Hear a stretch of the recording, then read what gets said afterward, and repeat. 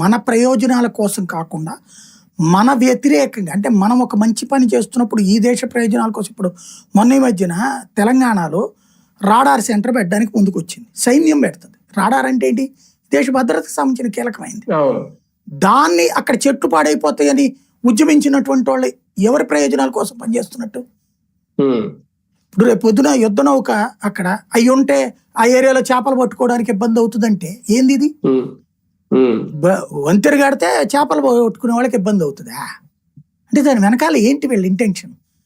ఈ దేశం అనాగరికంగా, గతంలో గనక నెహ్రూ గారు ఎవరన్నా ఈ దేశానికి ప్రముఖులు వస్తే పాములు పట్టే వాళ్ళని, కోతులు పట్టే వాళ్ళని తీసుకొచ్చి ఎగ్జిబిషన్ పెట్టేవాడు వాళ్ళు ఎదురుకుండా. అంటే మనం అంత వెనుకబడి ఉన్న వాళ్ళని చూపెట్టేవాడు అనమాట.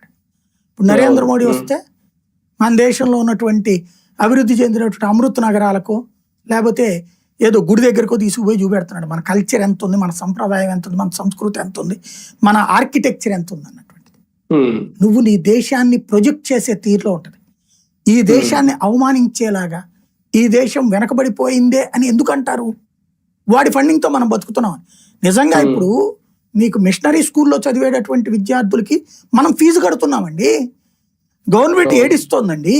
కానీ మన ఫోటోలు, మన పిల్లల ఫోటోలు పంపించి విదేశాలకి వాళ్ళ చేత స్పాన్సర్షిప్ తీసుకుంటారు వీళ్ళు, ఆ డబ్బులు వీళ్ళు వాడుకుంటారు. మరి అప్పుడు వాడికి ఏమనిపిస్తోంది?